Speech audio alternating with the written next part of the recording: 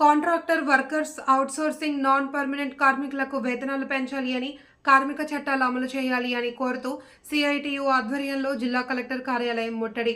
తెలంగాణ రాష్ట్రంలోని ప్రైవేట్ పరిశ్రమలు, కేంద్ర రాష్ట్ర ప్రభుత్వ రంగ స్థలాలలో పనిచేస్తున్న కాంట్రాక్ట్ వర్కర్స్, నాన్ పర్మనెంట్ రాష్ట్ర ప్రభుత్వ సంస్థలు, శాఖల్లోని contract outsourcing, university, non teaching, municipal, గ్రామ పంచాయతీ తదితర స్థానిక సంస్థలు, వైద్య ఆరోగ్య రంగం, విద్యుత్ రంగం, సింగరేణి, ఆర్టీసీ తదితర రంగాల కార్మికుల సమస్యలపై సెప్టెంబర్ 5 నుండి క్యాంపెయిన్ చేస్తాము. కాంట్రాక్ట్ వర్కర్స్ మరియు నాన్ పర్మనెంట్ ఎంప్లాయీస్ సమస్యలపై సర్వేలు చేశాము. యాజమాన్యాలు, కార్మిక శాఖ అధికారులకు మెమొరాండాలు అందజేశాము. గేట్ మీటింగ్స్, గ్రూప్ మీటింగ్స్, సంతకాల సేకరణ వంటి కార్యక్రమాలు చేపట్టాం.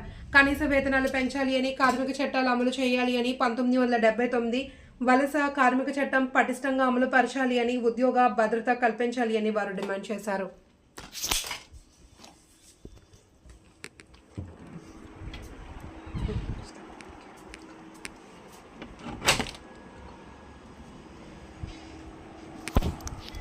చేస్తా ఉంది కాబట్టి నేను అధికారంలోకి వచ్చిన వెంటనే కాంట్రాక్ట్ కార్మికులందరినీ పర్మనెంట్ చేస్తాం, జీతాలు పెంచుతామని చెప్పేసి వాళ్ళ మేనిఫెస్టోలోనే పెట్టారు. ఎన్నికల మేనిఫెస్టోలో మనం కూడా వాళ్ళకి మద్దతు ఇచ్చాం.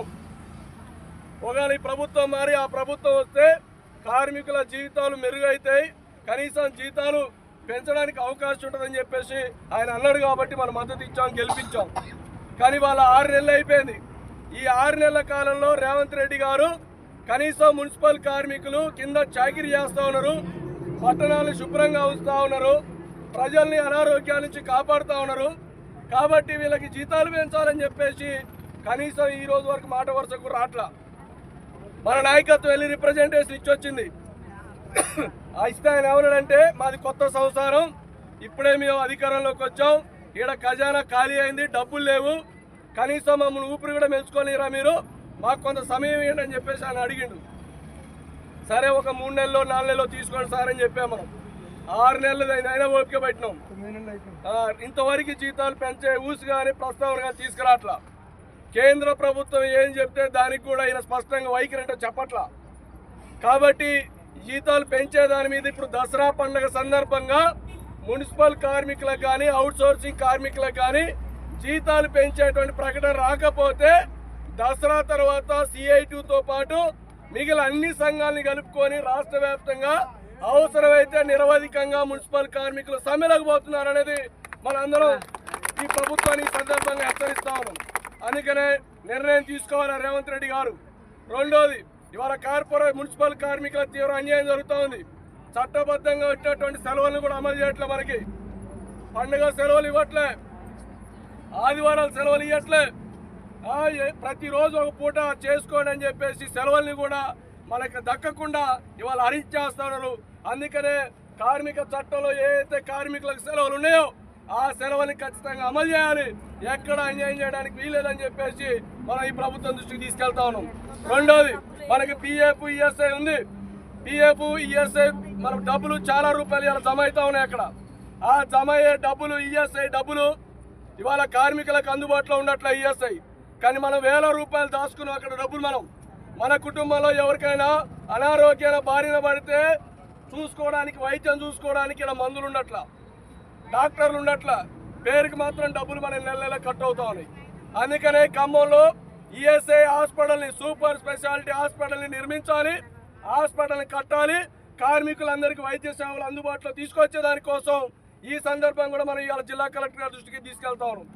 గతంలో ఎక్కడో రామిరెడ్డి వెంకరెడ్డి గారు మంత్రిగా ఉన్నప్పుడు మనం వెళ్ళి అడిగితే, కొట్లాడితే మనకి శాంక్షన్ చేశారు ఖమ్మం జిల్లాకి ఈఎస్ఐ ఆసుపత్రిని. ముదిగొండలో పెడతామన్నారు. ముదిగొండ పెడితే మాకు దూరం అయితే ఖమ్మం ఇటు బైపాస్ రోడ్లో కానీ ఇటు తీసుకురండి అని చెప్పేసి అప్పుడు మనం గొడవ చేశాం. పాప ఆ ప్రయత్నంలో కొద్ది రోజులకే ఆయన చనిపోయాడు, అది ఆగింది అక్కడే.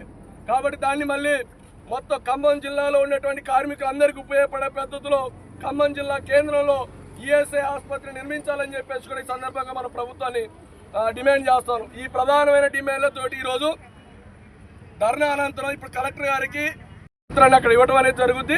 రానున్న రోజులు ఇవాళ మీరు అందరూ ఒక పిలుపుతోటి స్వచ్ఛందంగా మీరు అందరూ కూడా ఐక్యంగా మా జీతాలు పెరగాలి, మా సమస్యలు పరిష్కారం చేయాలని ముక్త కంఠంతో మీరందరూ విధులు బహిష్కరించమంటే బహిష్కరించి మా జీతం పోతే పోయిద్దని చెప్పేసి వాటిని వదులుకొని కూడా ఇలా ధర్నాలో పాల్గొంటున్న మీ అందరికీ పేరు పేరున ప్రత్యేకంగా అభినందనలు తెలియజేస్తాను.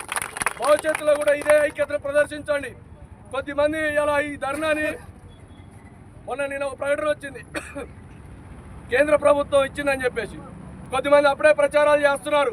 కేంద్ర ప్రభుత్వం జీతాలు పెంచేసింది, ఇక రాష్ట్ర ప్రభుత్వం కూడా దీన్ని అమలు చేస్తుంది, ఇక ధర్నాలు వద్దని చెప్పేసి నేను ఎవడో మెసేజ్ పెడతా ఉన్నాడు. వాళ్ళందరికంటే ముందు ఏదైనా న్యూస్ వస్తే మనమే చెప్తాం మీ అందరికీ, ఇలాంటి తప్పుడు ప్రకటనలు తప్పుడు మాటలు నమ్మకండి. ఎందుకంటే అది గైడ్ లైన్స్ వచ్చింది, కేంద్ర ప్రభుత్వం ఇచ్చినటువంటి దాన్ని బేస్ చేసుకొని రాష్ట్ర ప్రభుత్వాలు జీవోలు ఇవ్వాలి, అది కూడా తక్కువ జీతం వాళ్ళు ప్రకటించింది.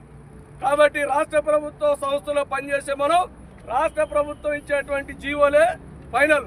కాబట్టి ఆ జీవోని బేస్ చేసుకునే మనం మున్సిపాలిటీలు అమలు చేయాలని చెప్పేసి కొట్లాడుతూ ఉంటాం. కాబట్టి అది చేయాలి. రానున్న రోజుల్లో చలామణి అయ్యే వాళ్ళు పైరోకారులుగా ఉంటారు తప్ప కార్మికుల కోసం పనిచేయరు. నేను ఈ మాట ఎందుకు చెప్తున్నా, చాలా సందర్భాల్లో చెప్తున్నా, ఆ యూనియన్లలో ఉండి ఆ ప్రభుత్వానికి వ్యతిరేకంగా కొట్టడానికి సాధ్యం కాదు. అట్లా ఇంకా కొన్ని యూనియన్లు ఉన్నాయి, రమ్మని మనం ఎప్పుడైనా కలిసే పనిచేయమని అడుగుతున్నాం. ఇప్పుడు చాలా సందర్భాలు అన్ని యూనియన్లు కలిసే పనిచేసినాయి. ఇక్కడ భవిష్యత్తులో కూడా అన్ని యూనియన్లు కలుపుకొనే మనం పోరాటం చేస్తాం, ధర్నాలు చేస్తాం. ఆ సందర్భం వచ్చినప్పుడు మీకు తెలియజేస్తాం. కానీ మనం ఒకరికి చేస్తుంటే డిమాండ్ల మీద ఎంకరేజ్ చేసి సపోర్ట్ చేసి నిలవాల్సిన కార్మిక సంఘాలు కూడా ధర్నాలు చేయొద్దు, డ్యూటీలో పోదాం అని చెప్పి చెప్పడం అనేది బాధాకరం. అలా అనకూడదు. ఎందుకంటే ఒక డిమాండ్ మీద కార్మికులు చేస్తున్నప్పుడు సపోర్ట్ చేయాలి. సంఘాన్ని దసరా తర్వాత నిరవధికంగా మన సమ్మె ఉంటుంది అనేది మీరు అందరూ గుర్తుపెట్టుకోండి. ఆ రోజు కూడా ఐక్యంగా మీరు